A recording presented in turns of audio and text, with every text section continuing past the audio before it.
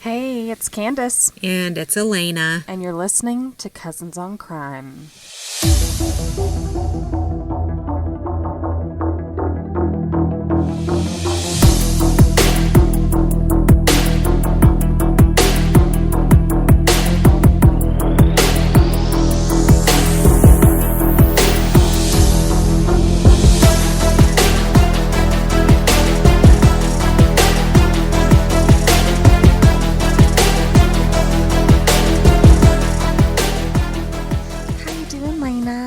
I'm good. We got Sunday feels going on over here. Yes. We're all over the place these days. Yep, it's been a busy day for me already. I went to the gym. Mm-hmm.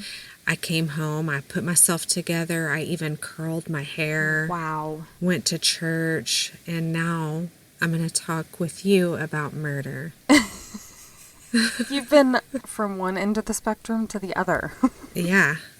But church was good. It was a very good service. Good. I'm glad. You look fresh.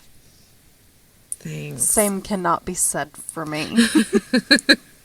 You know, there's nothing that can put your life into perspective than when you open your computer and see yourself. Like one thing is looking in the mirror and another thing is seeing yourself in a FaceTime or a Discord video. That's exactly it. Because sometimes I feel like I always look bad, but I don't feel like I look as bad in the mirror. I don't know what it is. I do know what it is, actually, because when you look in a mirror, you're looking at yourself 2 times as far away. Does that make sense? Oh, yeah. Okay. So that's now you why, got your close-up. Yeah, when I learned to put on makeup, like professionally, they would teach you to use a magnified mirror, because when you are close to people, they're seeing like you in a real light. But when you're looking in a mirror putting your makeup on, it's like you're looking at yourself 2 times far away. I know that doesn't make sense. I'm not articulating. But anyway, that's probably why I don't feel like I look that bad in the mirror. Oh, Lord. Well, good thing these people can't see us, okay? Exactly. A face for the radio. How's your New Year going? It's going pretty good. Yeah. Gave myself a mission statement, you know, just new goals. No resolution? Not really. You know, I don't really like resolutions just because it's like, I don't know. I like the mission statement thing where you just like, okay, this is who I want to be. And then you give yourself like little bullet points of how you're going to meet that goal. That's what I've done. Yeah. I like that better. Yeah. Yeah, I like it. That's a good approach. I was thinking, you know, we're a couple weeks into January now. I wonder how everybody's doing with their resolutions. Resolutions. Okay, well. Did you have any resolutions this year? We haven't even talked about it. No, I don't really, like you, I don't make resolutions really anymore. I used to. I used to be like, okay, this year I'm going to have a baby. You know, and then I never would. Right. The plan never works out the way you think it's supposed to. Yeah. I used to hate New Year's because it's Christmas stuff is all gone and you feel like they're just Christmas tinsel tumbleweeds and it's really depressing. And also like going through infertility for so many years, you're like, this is our year. But then another year closes and it's not your year. So I used to hate this time of year, but for some reason this year I was so ready to put up all my decorations, get fresh, get organized, and I've been in this really like clean, tidy. I know it doesn't look like it, but I'm not representing myself very well, but I've just been I reorganized my office and I'm feeling, it's making me feel really motivated to sew and like do projects that I need to do. Yeah. So I think that's just kind of the vibe I'm feeling right off the bat this year. It's like organization, tidy. And, you know, getting like bins and organizational stuff is really lighting me up. Okay. Stuff like that really gets my motor going. Yeah. Got a pep in your step. Yeah, exactly. I got a Bissell Crosswave. Okay. And so I'm really into like vacuuming / mopping my floors. You sound like an adult right now. I am an adult. Isn't that What sad? happened to us? I know. When I got it, I was just like, I sent my mom a picture and I was like, this thing's amazing. And I was like, what have I become? These are the things I get excited about now. Yeah. Mm-hmm. Well, you know what I don't get excited about? Domestic violence. Uh-oh. Yeah. Today's case, I'm just going to go right into it. Yeah. Here's a trigger warning for you. Domestic abuse trigger warning. There might be content that is very triggering for some people in this episode. So just know that going in. So, Okay. Tynesha Devonna Stewart was born July 10th, 1987. I saw a different birthday for her, like an August birthday. Oh. But I was like, what? So, and Okay. I like to think she was born the day after me, so let's just go with that one. Her father passed away when she was just 6 years old, sadly. So she was raised by her mother, Gail Shields, and when her mother remarried, her stepfather, of course, joined that equation. They lived in Aldine, which is an area in the greater Houston area in Texas. She was one of 6 children and didn't really grow up with much. I don't know how you afford anything with 6 kids. 3 kids is about to send me down the tubes, but I saw a report that she actually received a college scholarship because she came from a low income household. So at least there is that for her. But she honestly grew up a really happy child. She clearly didn't exhibit any feelings of like her needs weren't being met or anything like that. She didn't act like she was lacking anything growing up. She was an honor student in high school, in the top 10% of her graduating class at Nimitz High School. Yeah, she was very active in school, involved in lots of extracurricular activities. She managed the basketball team and she worked part-time. Wow. Like all of that while working her way up in the top 10% of her class. I don't know how she did all that, but she was a go-getter. Yeah, she was. That's exactly it, Lane. Are you reading my notes? Maybe. Yeah, that would be hard to pull off for most high school students, but she was very disciplined, and if anyone was going to do all of that, it was going to be her. So, after graduation, she attended Texas A&M University in College Station, Texas. Gig 'em. Yep. And she was studying, get this, civil and chemical engineering. Like, what? Yeah, that's Girl was smart. Wow. Smart. Her family said that she had a dogged determination to succeed, and if you consider her course of study was in a male-dominated field, she didn't care. She was going to do what she was going to do. Yeah. And she was going to succeed in life no matter what she was up against. So her friends lovingly described her as a drama queen. But it was really because she took everything so personally that she couldn't figure out. Like, she just wanted to make sense of things, and she kind of blew things out of proportion when she couldn't figure something out. And I think that comes back to her can-do / will-do attitude.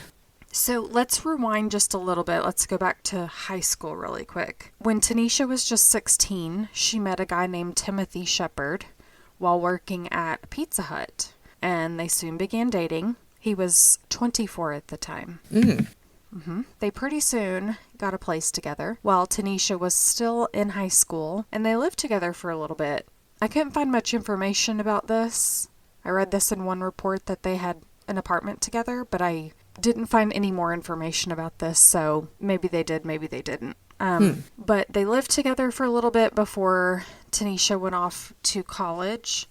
Their relationship was never really great from the start. Oh, man. They fought all the time, and Tynesha's family said that he was very possessive over her and jealous. Her family witnessed him put hands on her one time, and one time he wouldn't actually physically let her leave the apartment. Oh my goodness. He did his best to cut her off from a lot of family and friends, which this is a huge red flag when it comes to domestic abuse. Mm-hmm. One time, Tynesha confided in her sister that Timothy had been violent with her, and he went so far as to choke her and threatened to kill her. Oh, man. Yeah, so she had expressed concern that she was scared of him, but her emotional investment in the relationship had pretty much fizzled out. And I'm not sure if there was an actual breakup, but she was going off to college and her studies were going to be demanding. And even though Houston and College Station are only about like an hour and a half away from each other, that distance does matter, especially when you're in school and you're busy. And in volatile relationships like this, breakups are often meaningless to the abuser. You know, you can say you're done, you can say you won out, and it goes in one ear and out the other, basically. But even though she believed they were broken up, Tim still called her multiple times a day during her first semester there. And there was like a cooling off period where he kind of backed off a little bit, but it didn't last very long. And just months later, he was calling her multiple times a day again. So it was spring break 2007, and Tynesha had just returned home to Houston. She was actually really reluctant to go back home for spring break because she did not want to see Tim. She felt like he was going to find her, you know, wherever she was out with her friends, and she just didn't want to deal with that. I'm having flashbacks to a past relationship. I think you know the one, Lena. But she decided to go home anyway and see her mom and her friends because she knew she deserved that. You know, she wasn't going to let him come between her and her loved ones anymore. They weren't together. She's like, he's not going to do that to me anymore. I'm not going to live in fear, you know? Yeah. So on March 14th, 2007, Tynesha hung out with her friend Lois Greenwood at her apartment, at Lois's apartment, with a group of friends. And they all had plans to attend the Houston Livestock Show and Rodeo the following day on the 15th. So Texan. Tim showed up at Lois's apartment to pick Tynesha up early on the morning of the 15th. And I'm sure her friends were giving her the side eye like, girl, what are you doing? Yeah. Tynesha said, you know, I'll be back later. Everything's fine. And she promised to be back in time for the stock show later that day. Her friend felt very uncomfortable. And even more so when she realized that Tynesha had left her cell phone behind. Oh, no. Yeah. I don't know why she left her cell phone at her friend's apartment, but if I could just like speculate for a moment, I suspect, like my first instinct is to say maybe she was scared that he'd either take it from her or look through it. Oh. Or like, it wasn't... see... Like, she purposely left it, or it was just like a, oops, Well, she could have innocently left it behind, sure. Okay. But knowing him, she might have been like, I'm going to leave it because he's probably going to look through it. He's going to be mad because she had moved on. She had started dating somebody else. Okay, yeah. So I wouldn't want the opportunity for him to look at it either. And... he could have gotten the other guy's phone number. Oh. And, I mean, I'm just, like, I've been in a situation like that, so I just know how somebody like that might act, you know. But, again, like you say, to your point, she could have just innocently left it behind. Who knows? Yeah. And we certainly don't know why she would have agreed to meet him when she was adamant that she didn't want to see him. Again, we can speculate as to why, because we know how domestic abuse works. We know there's always a pull, there's always something that draws you back in. Perhaps she agreed to have like one last conversation with him finally, Right. and end things in a way that gave him the respect that he didn't deserve, by looking him in the eye and saying, like, it's over, I've moved on. And another thing I thought about is, if they did live together and she did live at that apartment at one point, maybe there were some things she wanted to get back. She had been off to college for months. Okay. Maybe she left something there and she just, I don't know. But for whatever reason, yeah, at some point since she had been home, they had been in contact, and she willingly went with him that morning. So we know that she did willingly go with him. So they went back to his apartment, and around noon, she talked to her sister and let her sister know she was with Timothy. I'm not sure if she used his phone to call her, or if, what happened. But, oh my gosh, I cannot imagine what her sister must have been thinking. Like, yeah. oh, girl, what are you doing? She's probably rolling her eyes on the other end of the line.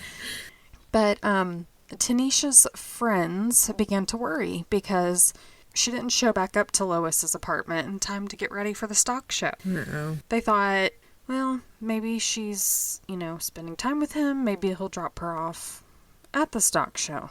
They weren't sure because they couldn't get a hold of her. She had left her cell phone behind. When they didn't see her show up at the stock show, they really grew concerned. Right. And they ended up contacting Tanisha's family. They hadn't seen her, but her younger sister said, well, I spoke with her and she was with Tim earlier. And I'm sure all their hearts must have dropped in their buns. Oh, yeah. Because I'm sure when I would break up with said person, my whole family was like, oh, thank God. Yeah, relief. But then when I see him again, y'all are like, oh, girl, come on. You were almost, you almost were free of that. But that's how it works. There's always a hook. There's always a, maybe a it'll draw. be different. Yeah, exactly. So I'm sure her family was feeling mixed emotions, like, man, and like, I hope she's being careful. Yeah. Well, they contacted Tim, and he said, well, I was with her earlier, but we had an argument, and she left the apartment, and haven't seen her since. Tanisha's family had been suspicious of Tim the minute they talked to him. Mm-hmm. So Lois, Tanisha's friend that she was with that day, and Tanisha's mother, Gail, went to Tim's apartment on March 19th. This was days later. Days had passed. But they didn't go alone. They took Sheriff's Deputy Wallace Wyatt with them. Now, Deputy Wyatt got the same story from Tim that he told her family. We were together. We fought. She left. Haven't seen her since. And he did consent to let them enter and look around his apartment. They saw a dirty interior with some areas on the walls that had clearly been freshly painted with white paint. But again, there didn't seem to be anything that indicated like any criminal activity or that he was hiding something. And I'm not sure at this time if her family also went into the apartment, but the officer did go look around. The next day, March 20th, Tanisha had been missing for 5 days by this point, and searches were well underway. And the communities in Houston really pulled together to look for their girl. Now, Texas EquiSearch was even involved at one point. They posted a bulletin that explained that Ty, Tanisha's nickname, was last seen leaving Tim's apartment on Red Oak. She was headed towards FM 1960, which is the information they got from Tim. She was wearing a black shirt and blue jeans, and they asked the community be on the lookout for her, and come forward with any why can't I speak? Come forward with any information that they may have regarding her whereabouts. They set up an HQ for the search at Abiding Word Church, and they scheduled a meeting for search efforts that night, which was the 20th. Now, Sergeant Yvonne Cooper got wind that Tim was en route to the meeting. He hadn't been present for any of the other searches, and I think he was feeling like, oh, I better show my face. So she thought, I'm going to intercept him and do a little more digging because these piddly little chats at the front door at the apartment, they just weren't it. No. They weren't getting any information. They needed to really ramp things up. So when Tim arrived at the church, she asked him to come into the station for questioning, and he agreed, but he did not agree to let them look at his apartment or car. He's like, no, I don't consent to that. So they got back to the station about 8:30 p.m. I love how they do this, like late at night when someone's like already, their energy level's like already fizzling out. Yeah. Sergeant Craig Clopton stepped into the interview room and took over to interview Tim. And it was only then that Tim ended up consenting to a search of his apartment and car. I wonder if it was because he was a man. Who knows?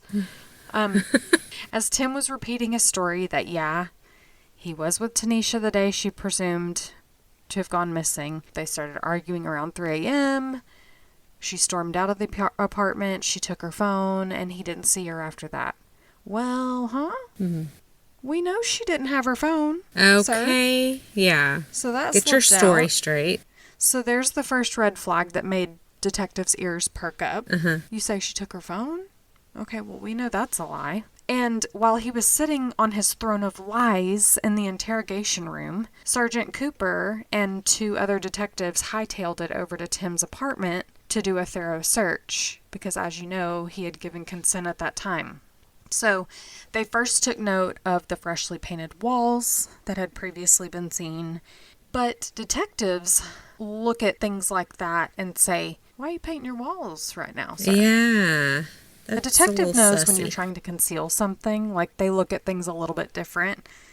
Like, your apartment is gross and dirty, but there are certain areas that have recently been cleaned with bleach and ammonia. Which is exactly what they found at Tim's. So they knew he wasn't a tidy person. He was clearly covering something up. Yeah. They also found little spots of blood on the light switch in the bathroom, an area on the side of the tub, and on the base of the toilet. Interesting. So, in speaking with Tim's neighbors, their ears would soon perk up so high that they'd be on top of their heads. Because James Herbert was very close with his neighbor, Tim. He said he did see Tynesha on the 15th go into Tim's apartment, but he never saw her after that. James also told investigators that Tim was acting really weird later that day, and in the days following, actually. Tim had 2 barbecue grills at his apartment on the balcony. One of those grills was Tim's, but the other belonged to James. And he kept it on Tim's balcony because they would grill together a lot. Like, it was just one of their things. They would always just grill out together. So I guess it just made more sense for him to, leave it at Tim's house. So he saw Tim grilling out that evening, and he thought, yo, he's out there grilling out without me. So he shouts up. Tim's apartment was on the 2nd floor, and he shouted up, hey, man, you gonna share or what? And Tim was like, oh, I'm catering a wedding, I'm cooking for all these people, so I can't share any of it. And James thought that was really weird because he would always share, no matter what he was making. Another neighbor of Tim's would later tell Channel 11 News that he noticed Tim's suspicious behavior too. And he smelled something really, really awful coming from his 2nd floor balcony, where he appeared to be burning something foul on those barbecue grills. Other neighbors noticed it too. And it was cold outside, and the neighbors were like, why does he have all his windows open, all the lights on, throughout the night? You know how in March it can get chilly in Texas.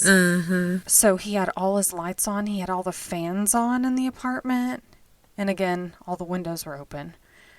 Day and night. So people thought that was really weird. So the search for Tynesha continued. The community really pulled together during this time, and there was a community activist named Quanell X. I believe it's pronounced Farrakhan. Quanell X Farrakhan. I hope I'm saying that right. He went by Quanell X. He got involved in the search for Tynesha. He was the leader of the Black Panther Party in Houston and the New Black Muslim Movement. And his role in the community really allowed him to act as somewhat of a buffer between the black community and the police, which I think is amazing. You see, the climate we're in today, where there is a very clear distrust of law enforcement by the African American community, that situation has been the case for a long time, hasn't it? Yeah. Quanell received a phone call from Tim asking him if he could meet with him. And he didn't know Tim, but by this time he knew Tim to be the last person seen with Tynesha. So he thought, well, I'll aid in any way that I can to see if we can find Tynesha. So he advised Tim to take him to his apartment where they could speak privately, where they weren't being eavesdropped on by police or even like have them tapped, because at that point they were, around search parties and everything, and they thought, well, it's just not safe here. So Quanell and Tim talked, and Tim expressed concern that police were looking at him in connection with Tynesha's disappearance, but then Tim's behavior kind of shifted. So they were at Tim's apartment.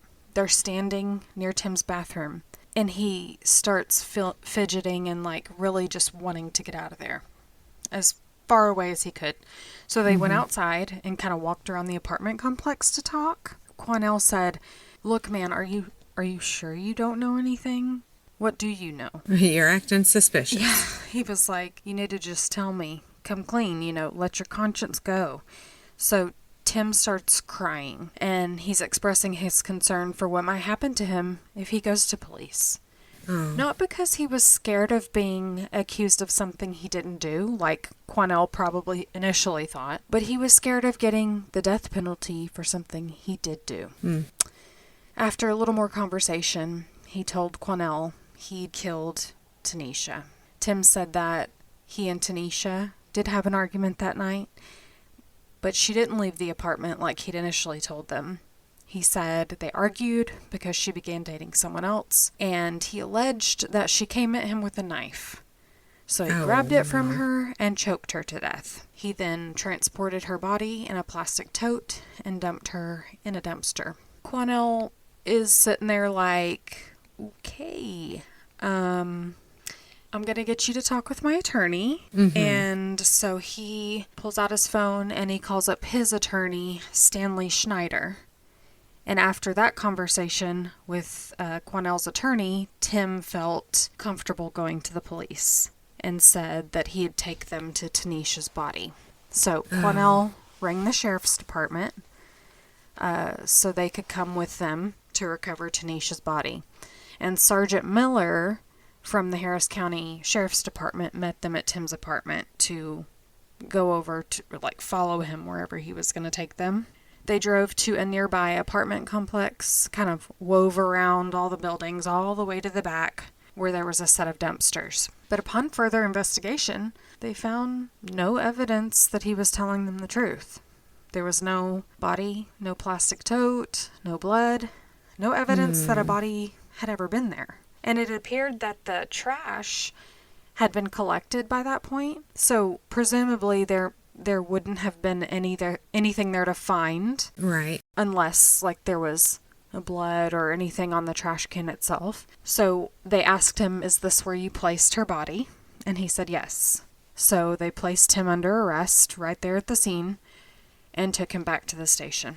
Now, they booked Tim and they took his clothes, how they do, photographing his hands. There was a small cut on one of his hands. And he was allowed to speak briefly with Quanell's attorney, Stan Schneider. But police didn't give them much time because apparently there was a conflict of interest there because this was Quanell's attorney, not Tim's attorney. And I don't know the details about that, but they almost didn't let him talk to Stan before he was questioned. But they did give him some time. So Tim did give a formal statement. He confessed to the murder of Tynesha Stewart and they obtained a search warrant for his apartment again. This time, they had a better idea of what they were looking for. Because Tim's confession and all the interviews with the neighbors, investigators had this different theory of events. Because they didn't believe what he was saying about the murder, about him dumping her body, and they didn't believe that. They actually believed that after that argument, there was no knife drawn on him. Right. He was jealous. He was a controlling ex-boyfriend who attacked Tynesha in a fit of rage because she had the nerve to move on to a new relationship. So, they believed he did choke her to death, but they didn't buy that he just dumped her in a dumpster. They actually believed he burned her remains. Oh my gosh. I know. When Harris County Sheriff Tommy Thomas announced the arrest of Timothy Shepard and that their search for Tynesha would be suspended, her family and community were, of course, pleased about the arrest, but outraged to hear that they were no longer looking for her body. Like, why? They didn't tell the family that they found a body. In fact, they told her family they didn't find a body. So the department was given a substantial financial resource to the tune of $500,000 to conduct a full-scale search for Tynesha's body. But that fund would never be tapped into, and that full-scale search would never take place because they knew there was no body to recover. I think this was something they did to save face or appease the community and the family. But the family didn't know what police knew at the time. They didn't know that police had mounting circumstantial evidence to suggest that Tynesha never left that apartment that night. Like, never left. Never left. No. They didn't know that there wasn't a body to search for or recover. Police couldn't tell the family at that very moment because they were building an investigation. You know, sometimes police withhold certain information, even from the family, if it benefits the case. Right. They did end up telling the family because they were owed that.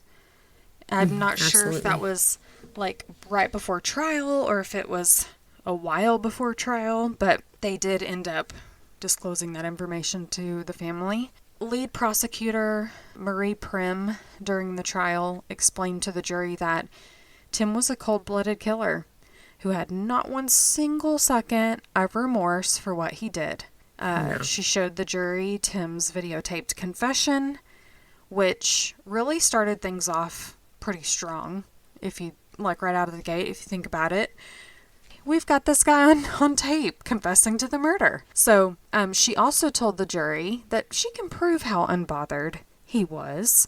And she shared one of the jailhouse phone calls. He was laughing with a friend saying, "The is going to make me money from the grave. Okay. I'll just write a book about it." Wow. Additionally, Quanell testifies about how when Tim confessed to Tynesha's murder, he appeared to show no remorse for what he did. Instead, he was far more concerned with what punishment he would receive. He thought, I'm going to get the death penalty, and he was more worried about that. Also on the stand, a Ponderosa Fire Department volunteer firefighter, Robert Logan, and Deputy Russell with the Harris County Sheriff's Department, they both testified that they responded to a 911 call at Tim's apartment on March 16th. March 16th, the day after she went missing.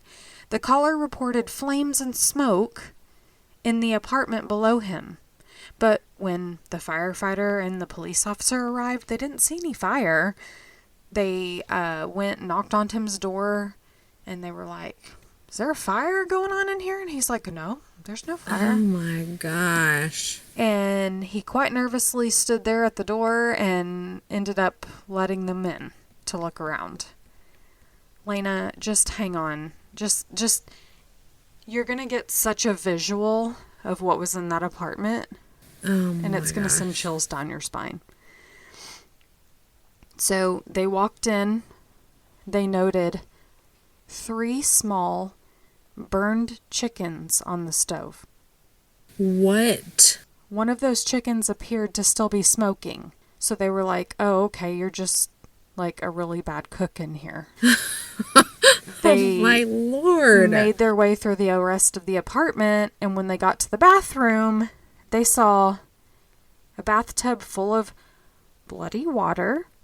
No. Chickens floating in the tub. It's not chicken.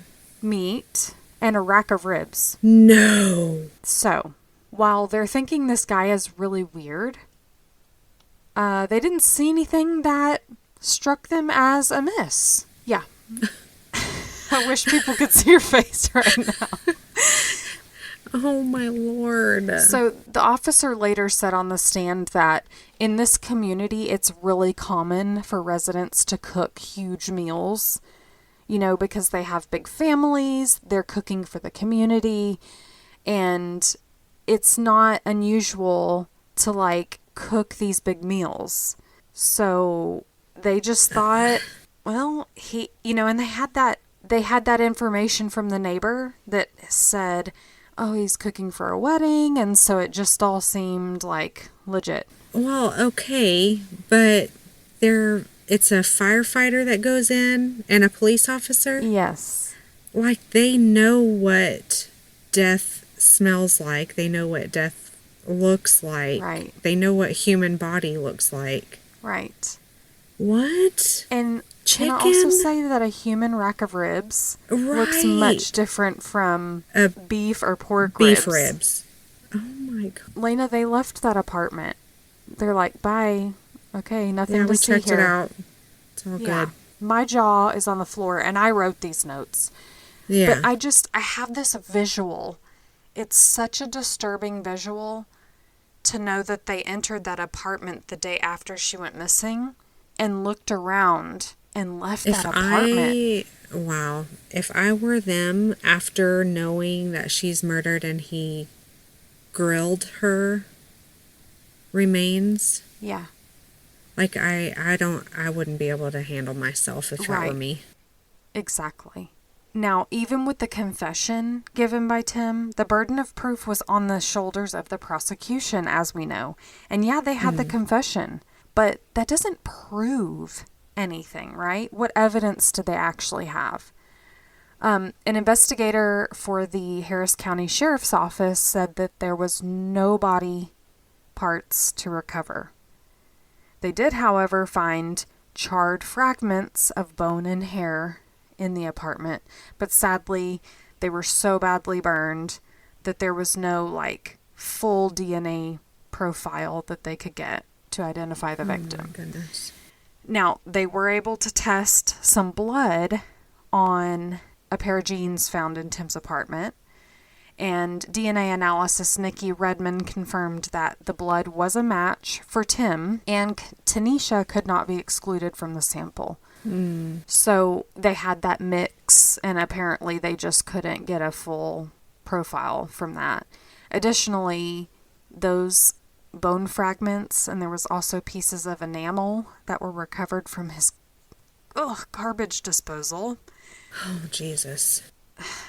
Though those items were pretty much unusable, Tynesha could not be excluded from those pieces of bone fragment, but Tim could be excluded.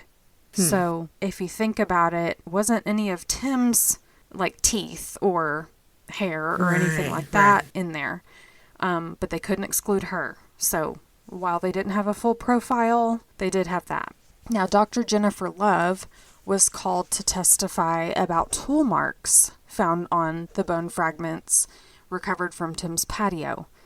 She said she opined, I love that word, Joseph Scott Morgan uses that word, and I'm just like, yes. So she said she opined that the bone had been cut with a saw, some type of saw, near the time of death. Then it was burned, and that particular remnant was consistent with a human forearm. So they didn't have much concrete evidence, but they had enough combined with the circumstantial evidence. And the jury was handed the case, and with everything taken together, they considered everything, and they found him guilty of murder. Yay. Yes. Now, in the sentencing phase, Tim took the stand. Okay. Which Let's makes hear what he has to say. Exactly. He explained that he and Tynesha got into an argument about her new boyfriend, Mark, and he just snapped, and he strangled her until she stopped breathing. He said he freaked out, and he needed to cover his tracks. And it was at the sentencing phase where he kind of laid it all out there and confirmed everything that investigators thought this whole time. So he kind of ditched the whole, I threw her body in a dumpster. Right. He says he freaks out. He went to a nearby hardware store where he bought a jigsaw so that he could dismember her. And he used some tools that he had back at his apartment as well. He took off all her clothes. He placed her in the bathtub. And he started to dismember her with this jigsaw. He said, I didn't have a strategy. I just started to cut. Oh my gosh. Well, here it goes. I mean... Exactly. He used pliers to pull all of her teeth out so her remains couldn't be identified through dental records. God. He really thought about this. This is chilling to me because, like, we see this a lot when people murder someone and then dismember them. They're like, well, I just panicked and I needed to get... No, you got in the car, you drove to the hardware store, you were probably stopped at red lights, stop signs on the way, so you're thinking of this guy. He's just in his car, just killed his girlfriend, he's driving to the hardware store, stops at a red light, he's got time to think about this, proceeds, parks his car, goes in the hardware store, searches, can't find the jigsaw, excuse me, sir, can you show me where the jigsaws are? And then he stands in line, purchases this jigsaw. All this time it takes to carry out what you're about to do, and every step of the way, you have the wherewithal, the forethought to proceed. Then you go home, and you dismember her entire body. Right. Pull out her teeth. At any point while you're sawing away, you can say...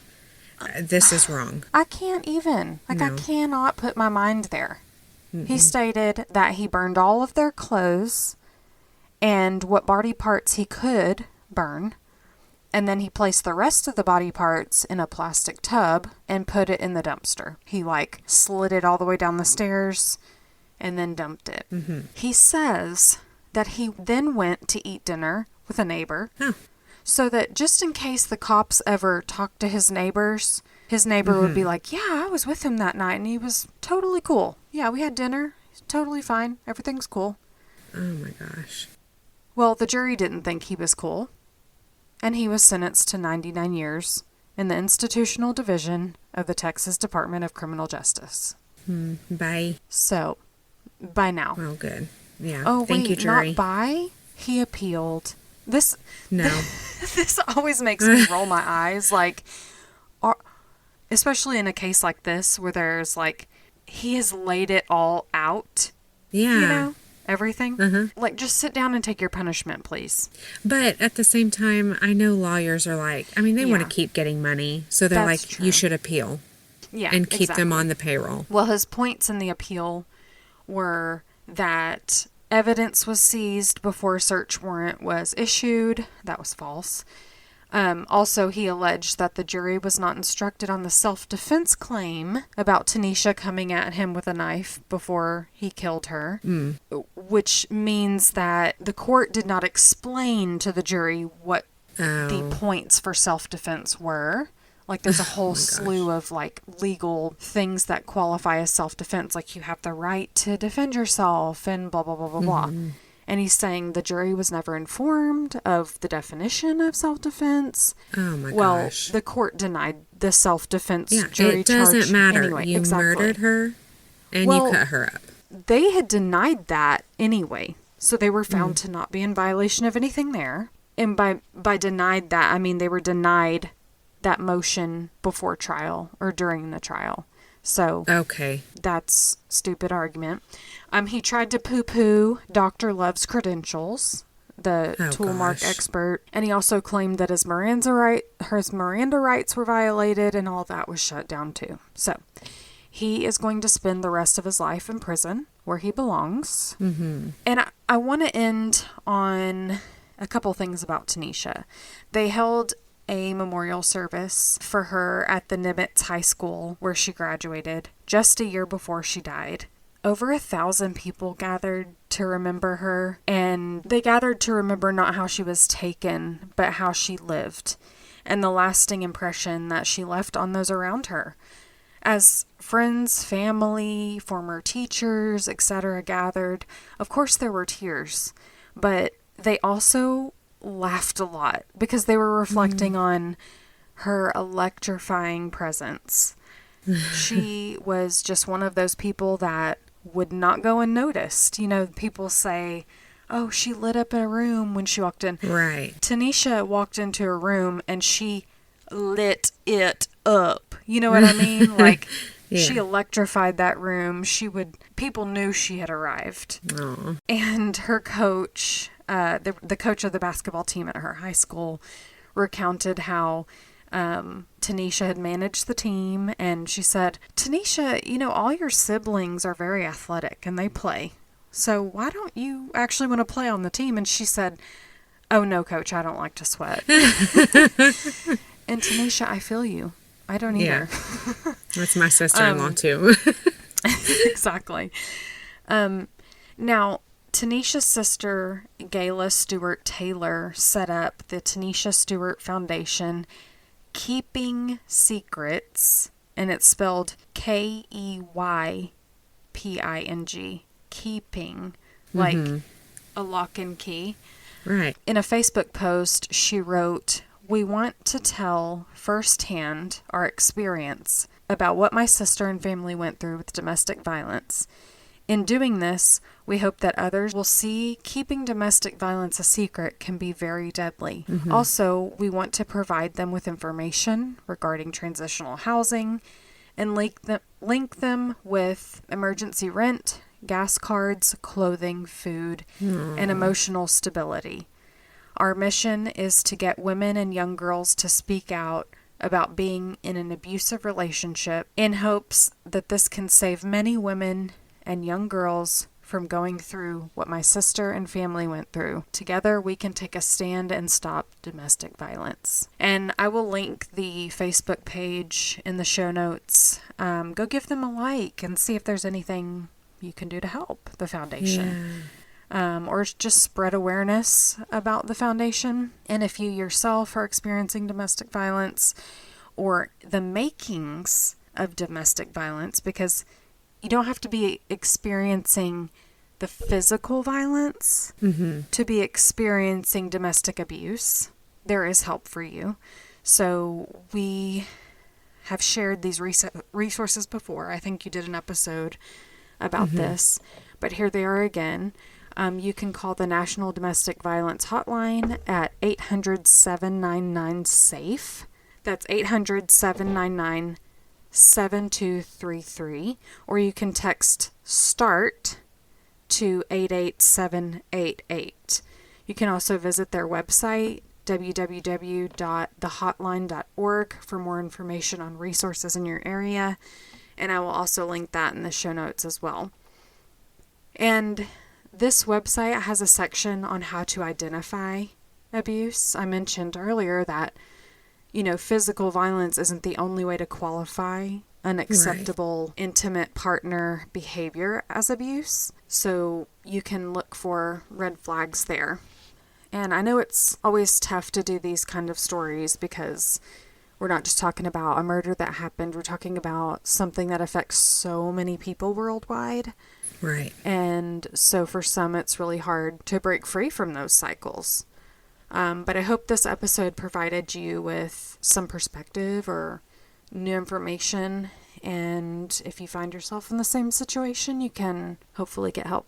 So that is the story of Tynesha Stewart. Well, thank you for sharing that. Rest in peace, Tynesha. And thank you for sharing those resources again. It's always good to be reminded. And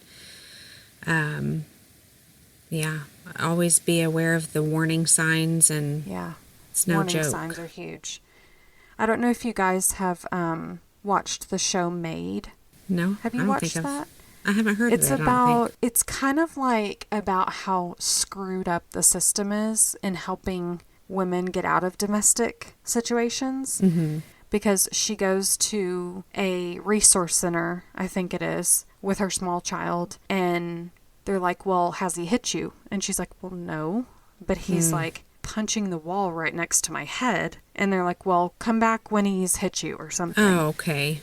So it's like a crime has to be committed, and a lot of people think, oh, well, he hasn't hit me, but he does throw plates across the room, or he does slam doors in my face, or he did, push me down once. So it's really important to know those warning signs. Yeah, for sure. Also, if someone's not being nice to you, screw them. Yeah, you don't have to. Just in general. Yeah, you don't have to stay. You don't have to be nice to them or to make them feel better.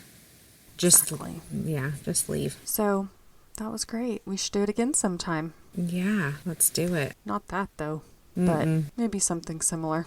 We'll see you guys next week. Bye, y'all. Bye. Well, thank you for listening to Cousins on Crime. If you're enjoying our podcast, please leave us a 5-star rating so that other true crime fans can find us. If you have any case suggestions or just want to say hey, email us at cousinsoncrime@gmail.com. And be sure to follow us on Instagram, where we post case photos and information at Cousins on Crime Podcast.